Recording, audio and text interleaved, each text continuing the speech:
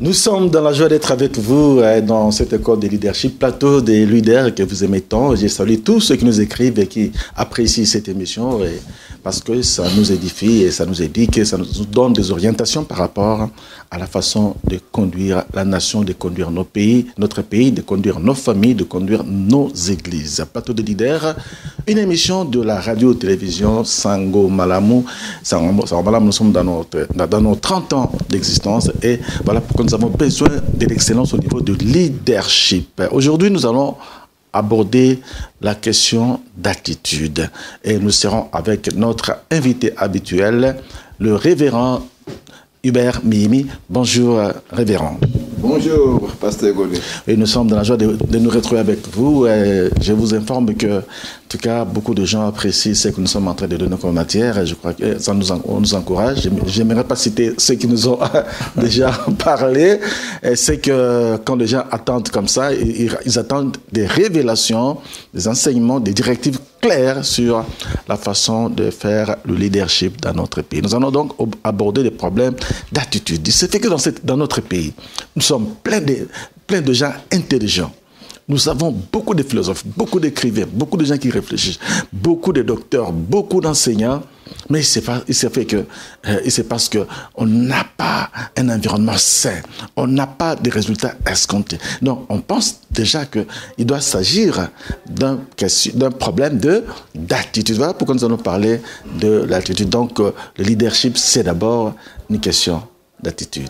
Alors, dans ces cas-là, quand on parle d'attitude, quelle idée devons-nous nous faire de l'attitude? Merci beaucoup, pasteur Gaudé, pour le grand travail que vous abattez avec toute votre équipe technique, l'équipe de Sango Malamu, que j'apprécie beaucoup et que j'encourage. Félicitations à tous. Merci beaucoup, ça nous encourage. Effectivement, on a des bons échos, oui. Ce que vous faites. Quand nous parlons de l'attitude, c'est très important pour un leader d'avoir une bonne attitude. Parce que dans Proverbe, chapitre 23, le verset 7, il est dit clairement que chacun de nous est tel que son cœur. Les pensées de son cœur. Oui, il est tel qu'il est, disons, tel qu'il est les pensées de son cœur. Et puis de l'abondance du cœur, la bouche parle, et puis la Bible nous recommande à garder notre cœur plus que toute autre chose. Ça veut dire que le cœur est pour beaucoup. Le cœur est pour beaucoup. Il y a beaucoup de gens qui pensent que le leadership, c'est d'abord la compétence, ou le leadership, c'est d'abord la technique, le leadership, c'est d'abord le savoir-faire, savoir-être, etc. Mais je pense que l'attitude a une grande importance pour un leader. L'attitude. Donc l'attitude, c'est la façon d'être, la façon de parler, la façon de gérer les relations, ou bien l'état d'âme, l'état d'esprit. Comment on peut comprendre? Quand nous parlons que tu es tel que ton cœur est, ça veut tout simplement dire que l'attitude du cœur, ce que tu penses dans ton cœur, peut te dicter certaines réactions. Et cette réaction va engendrer les résultats. C'est le cœur qu'il faut traiter pour un leader. Un leader doit avoir un bon cœur. Le leader doit avoir un grand cœur.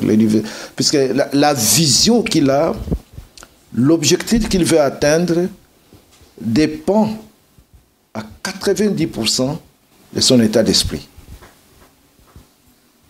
Puisqu'à un moment, s'il ne fait pas attention dans le traitement de son propre cœur, s'il ne fait pas attention à lui-même, s'il ne prend pas garde à lui-même, il peut même effacer ce qu'il a construit après beaucoup de temps de sacrifice. L'attitude du cœur permet de voir très loin. C'est ainsi que pour un bon leader, il peut voir facilement ce que les autres ne voient pas, puisque les autres n'ont pas le même état d'esprit que lui. Les autres n'ont pas le cœur qu'il a. Le leader doit avoir un grand cœur. Le grand cœur consiste aussi à accepter tout le monde. Et les bons et les mauvais. Nous prenons le cas du Seigneur Jésus-Christ qui a travaillé avec un traître appelé Judas. Imaginez un peu, il savait que Judas allait le trahir. Parce qu'il est Dieu. Il est omnipotent, omniprésent, omniscient.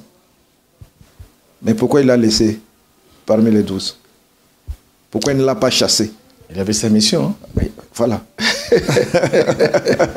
Et c'est ça le leadership aussi. Le leadership impose parfois aux leaders de garder ceux qui n'ont pas les mêmes opinions que lui. Ceux qui les contredisent. C'est compliqué. Ah oui. C'est comme dans un milieu où nous avons développé l'autoritarisme. C'est la capacité d'accepter la contradiction. Oui, oui. Mais dans les leaders, il apprend. C'est très important. Puisque quand on est leader, souvent on est entouré de flatteurs. On est entouré de gens qui nous appellent Mopao, et les gens qui, pour obtenir un peu un morceau de responsabilité, peuvent accuser les autres, peuvent trahir les autres, peuvent flatter, etc. Mais on a aussi l'oreille tendue vers ceux qui ne vous flattent pas, vers ceux qui n'ont rien à voir, n'ont aucun intérêt, aucun chapitre. Même ceux qui vous critiquent aussi. Oui, même ceux qui critiquent. Très important. Puisqu'il faut laisser toujours un espace de contestation. Cet espace de contestation aiguise votre compréhension dans tout ce que vous faites. Ça me rappelle, pour cela, il faut l'attitude du cœur. Ça me rappelle un peu ce que Jésus faisait. Il demande à ses disciples, que dites-vous que je suis? Que disent les gens de moi? De moi. Voilà. Donc, il veut écouter certainement pour qu'il puisse s'améliorer, peut-être au besoin, s'accommoder ou peut-être savoir ajuster les messages pour le salut ou être utile à ceux-là. Donc le leadership commence effectivement par une bonne attitude. Une bonne attitude, c'est le départ d'un bon leadership. Si vous avez cette bonne attitude, vous devez veiller à ce que votre cœur soit connecté avec le cœur de Dieu. Ça, c'est très important. Hein? Surtout dans les leaderships chrétiens, il faut que le cœur soit pur. Puisque votre cœur est le dépôt des pensées de Dieu. Il ne faut pas que les pensées de l'ennemi envahissent vos pensées. Ça va vous détourner de votre objectif.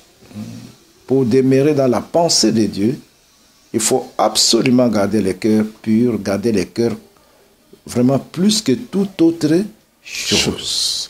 C'est très important, pasteur Hubert Mihimi, par rapport à ces sujets d'aujourd'hui, la problématique, la question de l'attitude. En fait, nous comprenons par là que, lorsque nous parlons de l'attitude, nous voyons l'état des pensées, des cœurs d'un leader. Parce que ici, on a fait allusion à ces proverbes, n'est-ce pas, 23, verset 7, qui dit « Il est tel que sont les pensées de son cœur. Oui. » Donc, on se rend compte que dans les cœurs, il y a des pensées. Donc, on évolue, on fonctionne, on agit en fonction des pensées qui sont dans les cœurs. Mais avant d'évoluer, j'aimerais quand même faire allusion aussi à la Bible, car la Bible nous fait attirer notre attention sur le fait que le cœur de l'homme est tortueux, par-dessus tout. Le cœur est tortueux, et si nous disons même dans Genèse 6:5, Dieu même a constaté déjà à l'origine que le cœur de l'homme, les pensées du cœur de l'homme étaient toujours penchées vers les mal. Effectivement, le cœur de l'homme est tortueux, Dieu sait. Par-dessus tout. Mais Dieu a donné aussi la possibilité que ce cœur change. Il y a même un psychologue, William James, qui a dit ceci, que la plus grande découverte de notre génération est celle de constater que l'homme peut changer son état de vie, sa façon de vivre, en changeant son état d'esprit. Hein? C'est une grande découverte. Quand la façon dont tu vois les choses t'oriente dans des actions. Donc l'homme qui ne voit que négatif, du négatif, il est comparable à quelqu'un qui a des lunettes noires, des lunettes sombres. Hein? L'autre qui a des lunettes claires. Il voit clair. Il voit clair. C'est-à-dire quoi? Distinctement. En d'autres mots, je vais dire ceci. L'homme qui a une bonne attitude, L'homme qui a un cœur pur, l'homme que Dieu utilise qui a un cœur pur, c'est quelqu'un qui voit des solutions et non des problèmes. Celui qui a une attitude négative ne fait que la liste des problèmes. Quand vous lui posez une question, il est capable de te lister tous les problèmes auxquels il fait face. Et cela ne le fera jamais avancer. Qui va s'aimer. Oh, à cette période, il y a beaucoup de pluie. Oh, cette période, c'est la saison sèche. À la place de réfléchir d'abord, pourquoi on m'a demandé d'aller planter, d'aller s'aimer, d'aller faire l'agriculture à cette saison. Hein? C'est le cas d'un pasteur en Afrique du Sud. C'est le feu Erlo Stegen. Il est déjà mort. Il était à Kwasisabantu Mission. Il a un grand témoignage sur ça. Dieu lui a dit, à travers les femmes qu'il a encadrées, il a encadré les femmes battues. Les femmes battues, les femmes que les hommes ont chassées de leur maison, et il les a encadrées. Et puis, ces femmes-là, lui ont dit un jour, donne-nous du travail. Achète-nous la semence, achète-nous les tracteurs, nous voulons faire les champs. Et c'était pendant l'hiver. Le pasteur réfléchit, mais comment on va faire les champs pendant l'hiver? Ça ne se fait pas, attendez la bonne saison. Ce n'est pas la saison. Les femmes ont dit non. L'une de nous, pendant qu'on priait, Dieu lui a dit, nous devons s'aimer. Nous devons faire l'agriculture et nous devons commencer avec les pommes de terre. Cette façon dit, amène-nous les tracteurs et nous devons le faire. Le pasteur dit, mais comment vous êtes en train de délirer? Ce n'est pas possible. Quel type de prière vous faites? Vous êtes quelle dame? Quel type d'intercesseur? À contre-saison. Les femmes ont commencé à pleurer. Elles ont pleuré. Que celui qui nous apprend la parole de Dieu n'a pas la foi. Les pasteurs ne croient pas. En fait, il leur transmettait les pensées négatives de son cœur. Non, il a transmis ce qui était dans son cognitif, c'est-à-dire il a prêché comme un intellectuel. Oui. La foi n'y était pas. La conviction n'y était pas. Pas du tout. Hein? Il a prêché sans que lui-même soit capable de vivre ce qu'il dit. Puisque la foi, c'est autre chose. Absolument. Hein? Les femmes, quand elle a vu maintenant les femmes pleurer, elle a dit, ok, je vais leur faire plaisir. Je vais leur faire plaisir. Il est parti à Jobourg, il a acheté un nombre limité de tracteurs pour ne pas trop dépenser, un nombre limité de semences, il les a amenés. Et ces gens, ces dames ont fêté. Dès le jour où elles ont décidé de commencer le travail, l'hiver a cessé dans cette région. Ah bon? Ah oui. De façon miraculeuse. L'hiver a cessé dans cette région. Comme pour dire que Dieu a agréé ces projets-là, oui, ça venait de lui. Ça venait de Dieu. Ils ont labouré, ils ont travaillé, ils ont planté et ils ont obtenu des pommes de terre hors saison de la meilleure qualité et qu'ils ont vendu. Ils ont eu beaucoup d'argent. C'est l'argent qui lui a permis de démarrer le ministère avec ses femmes. Et après, lui-même commençait à confesser. Si j'avais cru, j'allais acheter plusieurs tracteurs et beaucoup de semences. Vous voyez? Alors, le leadership, c'est d'abord l'attitude. Hein? L'attitude. Il faut avoir toujours l'attitude positive. Il faut pas. Il y en a qui ne voient à travers les autres que du négatif. La réalité, quand je vous vois, je vois ce que Dieu peut faire à travers vous en s'impliquant dans votre vie. Les vous d'aujourd'hui, ce n'est pas les vous de demain. Absolument. Si Dieu s'impliquait en vous. C'est ce que William James dit. La grande découverte de notre génération, ce n'est pas de nous qui lisons la Bible, et celle de comprendre que l'état de la vie de quelqu'un peut changer et que la Bible peut changer son état d'esprit. L'homme peut changer. Hein? Des voleurs qu'il était, hein? Des violents qu'il était, après avoir accepté Jésus, il devient un bon monsieur. Le cas de l'apôtre Paul, c'est l'attitude. Quand vous prenez encore le cas du jeune David à l'époque, 17 ans, hein, en face de Goliath, Il n'a pas vu un grand monsieur fort, bien armé, bien équipé, qui les défiait. Non. Son cœur était attaché à Dieu. Cet attachement lui a donné une attitude de conquérant, une attitude d'espoir, une attitude qui avait la foi, et la foi qui était capable de déplacer les montagnes. Il n'a pas fixé son regard vers les grands Goliaths, vers l'obstacle. Il n'a pas agrandi les difficultés. Il n'a pas solutionné ni listé les problèmes. Il n'a pas vu la taille, la grandeur, la largeur de l'armement ou de l'armure de Goliath. Il sait que celui qui était en lui est plus fort que celui qui est dans le monde. Quand je sais que celui qui est en moi est plus fort que celui qui est dans le monde, mais c'est l'attitude du cœur. C'est l'attitude du cœur, c'est ça la foi. C'est ça la foi. Il était capable de déplacer les champs de bataille du périmètre où ils étaient au ciel pour faire recours à l'armée céleste. Il sait que c'est l'armée céleste qui s'est déployée à ces moments sous les instructions de Dieu Tout-Puissant qu'il a préparé quand il était dans les champs en train d'élever les bêtes de la famille, quand il tenait l'ours, écartait les pattes de l'ours pour arracher la brebis, quand il écartait, c'est pas ouvrait la bouche des lions pour arracher, voilà, entre les lions et l'ours, et la capacité de Goliath qui était devant lui, qui était plus fort. Il devrait avoir peur de qui? Voilà, il avait ce souvenir. Il avait cette attitude et cette conviction qu'avec Dieu, il fera les exploits. Mais je sens aussi par votre façon de parler cette force-là qui est une attitude nécessaire pour que nous puissions faire changer les choses. Alors, même dans la Bible, je vois aussi le cas de Potiphar, lorsqu'il envoie Joseph en prison. Lui voyait un violeur, n'est-ce pas, et un infidèle, mais alors que c'était le futur leader de leur pays.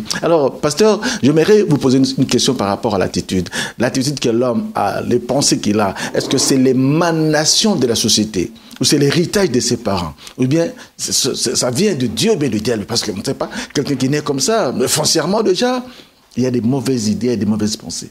Ce que nous devons avoir comme attitude, ça doit être l'émanation de qui? C'est un héritage et nous avons cette attitude malgré nous, ou bien nous héritons l'attitude que nous avons. Évidemment, l'environnement corrompt. L'environnement peut rendre quelqu'un soit optimiste, soit pessimiste, mais je crois fermement que l'état de cœur change quand Jésus-Christ habite en nous.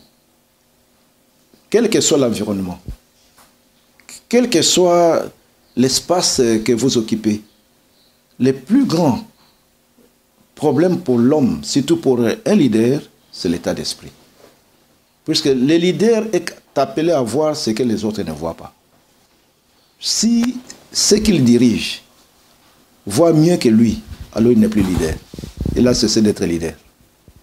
Le leader, c'est celui il a la capacité de contaminer les autres, dont son attitude est contagieuse. Il communique la foi. Rappelez-vous, je pense que c'est dimanche et c'est lundi. Je vous ai vu abattu. J'ai vu tout le monde le matin abattu. Avec l'attitude. C'est comme si les gens ne croyaient pas qu'est-ce qui allait se passer. Les gens ne voient pas où, de quoi sera fait le lendemain. Par rapport à l'environnement. Seront-ils payés à la fin du mois ou pas? Qu'est-ce qui se passe? Je vous ai dit quoi quand j'ai pris la parole? Toi, tu n'étais pas là. Il faut demander aux autres. Je dis que je vous trouve très négatif. Très négatif. Soyez positif.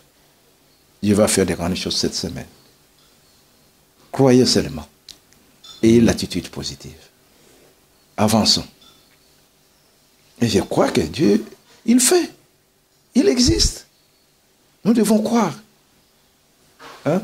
Le début du processus de leadership, c'est d'abord ce regard d'espoir. C'est cet espoir qu'on doit donner aux autres.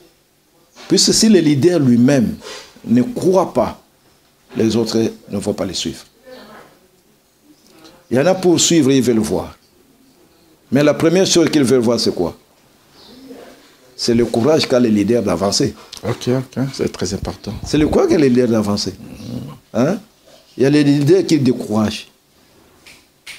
il y a les leaders aussi qui encouragent. Je peux vous donner le cas de Moïse, qui envoie les espions, les 12 espions, aller visiter Canaan. Il les envoie.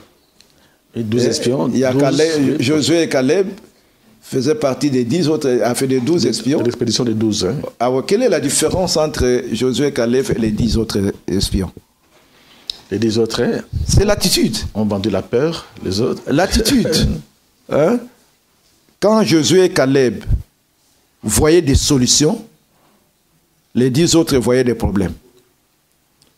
Quand Josué et Caleb ont vu un pays, un beau pays où coule le lait et le miel, et bientôt, ça sera leur héritage. Et tout le monde avait vu ça. Même ceux qui ont porté un regard négatif, un rapport négatif, ils ont vu, ils ont constaté que c'était vraiment un beau pays avec des fruits, avec beaucoup d'espoir. Mais ils ont ajouté un mais. Mais, oui. Ils ont ajouté un mais. Un mais. C'est-à-dire, ils ont vu des géants, ils ont vu des géants, des enfants d'Anak, des Jébusiens, des Cananéens, voilà, des Étiens. Et ils étaient comme des souterrains. À leurs yeux. À leurs yeux. Personne ne leur a dit ça. Ah, voilà. Mais c'est eux-mêmes, ils ont des cris.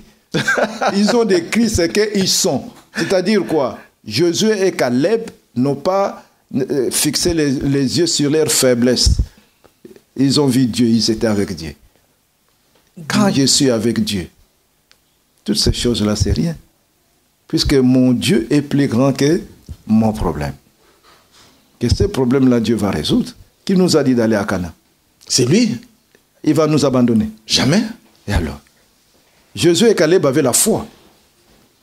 Et les autres étaient pessimistes, ils encourageaient. Et ils décourageaient. Ils ont découragé la population, alors que Josué et Caleb ont encouragé la population. C'est ça l'attitude. Oui, oui. C'est ça l'attitude.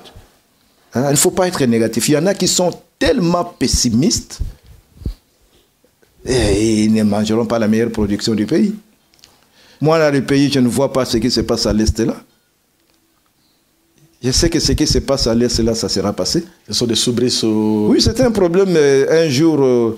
il y aura une décision, dit qu'à Soyeux, nous prenons une stratégie de 3 ans. D'ici 3 ans, nous formons les meilleurs bataillons.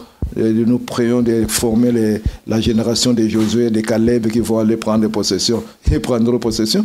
C'est une histoire qui sera une histoire du passé d'ici peu. Moi, je crois. Un pays à qui on a remis entre les mains de Dieu va échouer. Non, quel que soit le complot du monde entier, Dieu est plus grand que tous ces donneurs de leçons du monde, toutes les armées du monde, Dieu est plus grand que ça. En un clin d'œil, quand il décidera, ça va se faire. Mais nous avons besoin des gens qui sont des motivateurs influents, les gens qui doivent encourager, des hommes intègres, les gens qui sont comme des Caleb et Josué, qui ne seront pas pessimistes, qui ne vont pas être contaminés par la légèreté, mais qui seront fermes dans leur comportement pour mener les bons combats. Oui, vous avez ajouté l'aspect de Christ qui est susceptible, capable, n'est-ce pas, dans la vie de quelqu'un, de les transformer, n'est-ce pas, et de changer nos attitudes. Nous allons être un peu beaucoup plus pragmatiques aujourd'hui, mais nous regardons notre environnement. Il est envahi, l'environnement congolais, même africain, nous sommes envahis par... n'est-ce pas, un réveil, disons, pas réveil, mais nous sommes envahis par le désir de plaire à Dieu. Ça veut dire que beaucoup de gens proclament, n'est-ce pas, leur chrétienté. Même les leaders qui sont là, ils sont des chrétiens. Mais cela ne se reflète toujours pas dans notre façon de faire, dans notre façon d'agir. Et de considérer aussi les problèmes du Congo. Plusieurs fois, nous entendons les leaders, n'est-ce pas, dire... Ça veut dire que la situation du pays ne s'arrangera pas. Et voilà pourquoi même des gens prennent des dispositions, ils envoient leurs familles, leurs enfants, pour comme dire que Mboko sont talibans, si nous regardons comme ça. Donc déjà, ce pessimisme-là, est-ce que ça ne brise pas finalement l'équilibre, ça ne brise pas finalement l'espoir du peuple? Oui et non. Je viens de vous donner l'exemple de Caleb et Josué et puis les 10 autres espions. Effectivement, les 10 autres espions ont découragé. Ils ont empêché les gens de progresser. Non seulement ils ont empêché les gens de progressé, ils ont été même pessimistes pour l'avenir. C'est notre cas. Ils ont même voulu reculer, retourner. Voilà. Hein, et pour aller rechercher encore des concombres. Il y en a qui regrettent aujourd'hui. Oh, le temps passé, manger encore aujourd'hui, c'est pire que hier. Ça, c'est très pessimiste. C'est très pessimiste. Mais c'est aussi pas. Hein? Il y en a qui se voient misérables. Oui. Plus misérables aujourd'hui que hier. Non. Non. Ça, effectivement, il y a des gens qui découragent les gens comme ça. Absolument. Avec leur discours. Mais nous avons l'idée de la foi. Hein? Nous nous voyons entre les mains de Dieu. Nous nous voyons entre celui qui est plus fort que celui qui est dans le monde. Nous restons optimistes à l'avenir et nous encourageons tout le monde par la foi. Je ne sais pas comment je peux vous expliquer ça. J'ai prié pour le pays depuis des années. Oui, nous en avons le témoignage. Depuis des années, je peux voir, j'ai les tapes de 91, où on a prié, où les temps aux années 91, là, on a fait même le tour des murs de Jéricho au palais du peuple, je ne sais pas, c'est 93. Des marches prophétiques, des actions prophétiques. On a fait 7 tours du palais du peuple avant même que le système démocratique puisse être installé. Et nous connaissons les prophéties que Dieu a données déjà aux années 91. Hein? Aujourd'hui, beaucoup de prophètes sont en train de parler. Mais nous avons des prophéties lointaines que nous sommes en train de voir plus de 30 ans après. Plus de 30 ans après, je suis témoin de ce que Dieu a dit. Et nous sommes en train de voir ça. Hein? Moi et mon épouse, nous sommes réellement dans cette phase-là d'être optimistes et nous croyons que la génération de nos enfants verront un monde meilleur. C'est très important. Vous-même aussi, vous êtes leader religieux, confessionnel, familial, sociétal, n'est-ce pas? Est-ce que vous ne sentez vous-même même pas que dans notre environnement, il y a une sorte de résistance au changement, une sorte de résistance à la bonne attitude? Et je crois même Josué et Caleb, auxquels nous venons de faire allusion, ont failli payer les frais. Lorsque eux, ils encourageaient les autres à aller, ils tenaient à ce que ils puissent aller en bataille, en guerre. Et la Bible dit, on a même failli les lapider parce qu'ils avaient la bonne attitude. Vous-même aussi, je ne sais pas, vous avez senti aussi que dans certains milieux politiques, avoir la bonne attitude vous attire des ennuis. Dans tous les domaines aussi. Quand on a la bonne attitude, dans la gestion, dans l'élaboration des projets et dans le financement, la bonne attitude, quand vous la manifestez dans notre milieu, nous attire des ennuis. Oui, l'homme, dans sa nature, résiste à tout changement d'abord. Ça, c'est ce qui est clair. Dans sa nature, l'homme résiste même à son propre progrès. D'une manière générale, un bon leader travaille avec 20%, effectivement avec 20%. Il n'y a que 20% des gens qui peuvent le comprendre pour l'accompagner dans ce qu'il fait. Ne compte pas sur les 80%. Les 20% peuvent faire de telle manière que les 80% puissent avancer. Puis dans les 80%, il doit y avoir peut-être 60% des indécis et les 40% des suiveurs. Les gens qu'on tire sur le bout du nez. Hein? Et puis il y en a qui font l'événement et il y en a qui subissent l'événement. Hein? Il y en a qui font que les choses tournent, il y en a qui subissent ce qui tourne. Il y en a qui savent ce qui se passe, il y en a qui ne savent pas ce qui se passe. Et si on tourne dans cette ambiance-là, dans cette atmosphère-là, et dire qu'on recule, ou bien il y en a qui ne veulent pas du progrès. Bon, je vous ai dit une fois là que l'Africain a refusé d'avancer. L'Africain en général a refusé le progrès. Le changement. Et refuse le changement. Mais Dieu, à chaque période, bibliquement, suscite toujours des hommes de changement. Même si tout le monde refuse. Si c'est dans la volonté de Dieu, il finit par susciter un motivateur influent qui va mettre tout le monde au pas. Et c'est ce que le peuple veut. Absolument, car quand je lis cette histoire-là de Caleb et Josué, la façon dont ils ont failli être lynchés, mais ils ont eu la vie sauve grâce à l'intervention divine. Dieu lui-même, finalement, a eu à s'organiser. Mais dans quel contexte Dieu peut dire aider les leaders comme ça, dans un environnement aussi hostile, pour qu'ils puissent... dans l'environnement hostile, la Bible nous donne beaucoup de modèles. Vous prenez le cas de Daniel. Daniel a travaillé aussi dans un environnement hostile, dans un environnement d'idolâtrie. Et il devrait s'agenouiller devant les dieux de Babylone. Il a refusé. Il a refusé même les mains présentées par le roi. Il a refusé de prier. Enfin, on lui a interdit de prier. Et il a continué à prier. Malgré les menaces. Malgré les menaces, c'est un environnement hostile. Et cela lui a valu les rejets, l'emprisonnement, et il a été jeté même dans la fosse au lion. Est-ce que les lions l'ont avalé? Non. Non, puisqu'il a trouvé les lions de la tribu de Juda. À un certain moment, avec ses amis, ils ont été jetés dans la fournaise ardente. Les lions de la tribu de Juda l'attendaient. Les lions du monde, en face des lions de la tribu de Juda, les créateurs lui-même. Qu'est-ce que ces lions vont faire?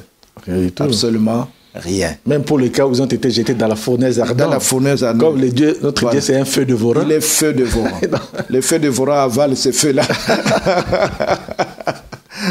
Vous voyez, en fait, ce que je peux dire, si Dieu est avec vous et qu'il vous a mandaté et que vous avez la mission de Daniel, vous avez la mission de Néhémie, vous avez la mission de Joseph, allez-y. Mais n'avancez pas dans ce domaine si Dieu n'est pas avec vous. Et si ce n'est pas aussi le temps de Dieu, vous allez vous brûler.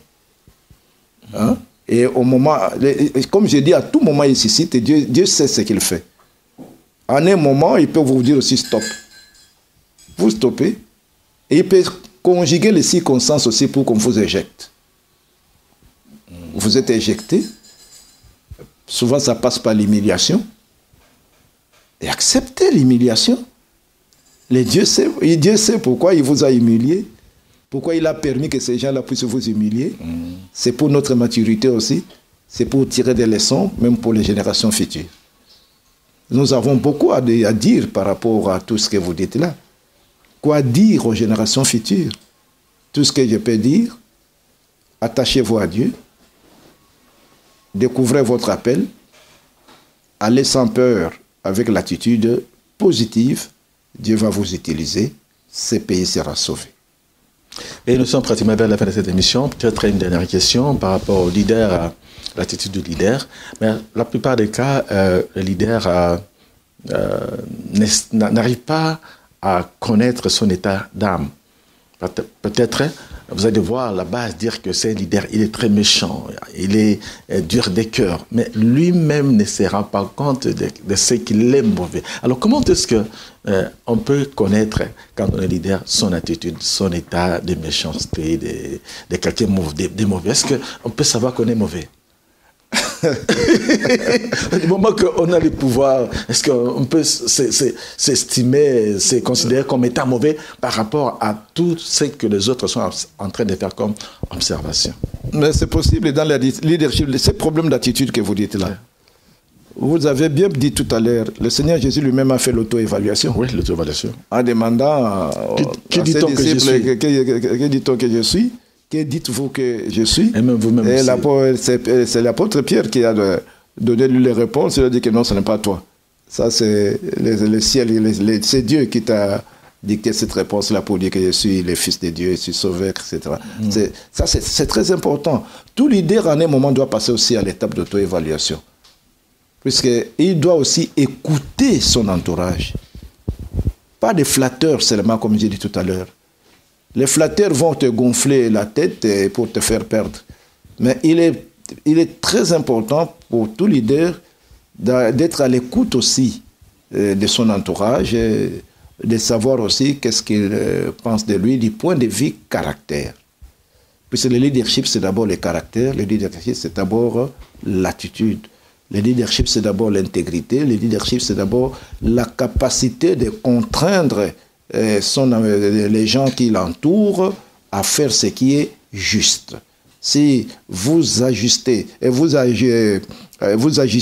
dans la justice, Dieu sera toujours avec vous. Il vous protégera. Il vous protégera. Alors, il est très important pour tout leader de savoir, est-ce qu'il est toujours dans la justice? Est-ce qu'il est toujours dans l'intégrité? Est-ce qu'il est toujours dans la pensée de Dieu? C'est ce que le Seigneur Jésus a voulu faire. Et que j'ai une mission. Je dois faire la volonté de Dieu, rien que la volonté de mon Père. Est-ce que je ne me suis pas écarté de ça? Alors, cette phase d'auto-évaluation-là, avec un mode restreint, il ne faut pas aller faire les sondages à tout le monde nécessairement, puisqu'il y en a aussi qui ne vous aiment pas, qui vont... qui vous détestent, qui vont saisir l'opportunité pour vous pour vous décourager. J'ai déjà vécu cette étape-là, quand j'étais étudiant. En tant que Dieu m'a fait grâce de le connaître très tôt, je pense que c'était en première ou deuxième graduat, j'avais un ami que j'aimais beaucoup. L'un des gens qui m'avait amené au Seigneur. Et puis, à un moment, il s'est perdu avec ce que nous appelons les fiançailles académiques. Et puis, j'ai commis l'erreur de lui dire, mon ami, dis-moi un peu, qu'est-ce que tu penses de moi? Oh, j'en ai vécu. Il a fait une longue lettre, il m'a écrit. En fait, en résumé, il a dit, je te déteste puisque tu entres beaucoup dans ma vie privée, tu interviens beaucoup dans mon histoire de copinage avec X dames. Alors pour ça, je suis même prêt à te tuer. C'est dans son cœur. Alors il ne faut pas aussi demander à n'importe qui, il faut être sage, avoir la sagesse aussi. Ça fait partie du leadership, c'est un problème de leader. Alors, pour revenir un peu sur la Bible, avec le leadership de Roboam, n'est-ce pas? Roboam qui devait succéder à son père. Il voulait savoir quelle attitude adopter vis-à-vis du peuple. Voilà. On lui dit alors pour être bon. Les vieux lui ont donné de bons conseils. Hein? Et les jeunes aussi lui ont donné des conseils pour dire que non. Pour ces gens-là, il faut les torturer plus que les scorpions. Les pères a fait avec les bâtons, toi tu fais avec les scorpions. Donc parfois c'est compliqué. Donc nous pouvons aujourd'hui déjà commencer à réaliser que l'altitude dépend de l'attitude. Ça veut dire que pour réussir, pour monter, il faut avoir la bonne attitude. Oui, la bonne attitude donne l'altitude, donc ça vous donne la hauteur. La hauteur. Le leader doit être toujours au-dessus de ce. Puis je dis bien au départ, il est celui dans son attitude, voit ce que les autres ne voient pas. Il est celui qui sait où on part. Il est celui qui voit dans quelle direction il met les autres. Hein? Et si lui-même est limité et que ce sont les autres qui lui disent demain on va faire ceci, après demain et lui-même ne comprend rien, il ne l'est plus. Il ne l'est plus. Hein? Il doit avoir l'altitude. Il doit être à l'auteur, il doit être au niveau de l'aigle pour voir tout le monde, contrôler tout le monde, savoir qu'est-ce que chacun fait. Et il sait aussi comment reprendre les uns, il sait aussi comment corriger les uns, et il sait aussi comment encourager les 20% là qui sont avec lui. Hein, puisque je dis bien, dans tous les cas, il n'y aura que 20% des gens qui vont comprendre ce que le leader fait.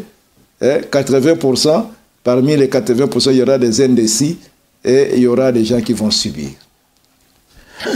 Voilà, nous sommes pratiquement à la fin de cette émission d'aujourd'hui. Je crois que nous allons poursuivre la fois prochaine parce qu'il est question aussi pour nous de savoir les paramètres pour changer d'attitude. Parce qu'on peut toujours changer. Tout à l'heure, là, dans l'émission, nous avons parlé de Jésus qui, dans notre cœur, va changer. Est-ce que sans Jésus, on ne peut pas changer? Je crois que ce sont autant de questions que nous allons essayer de saisir, n'est-ce pas, de traiter dans notre prochaine livraison. Mais ce qu'on retient aujourd'hui, c'est que l'attitude du leader dépend des pensées de son cœur. Donc, le leader reflète son cœur.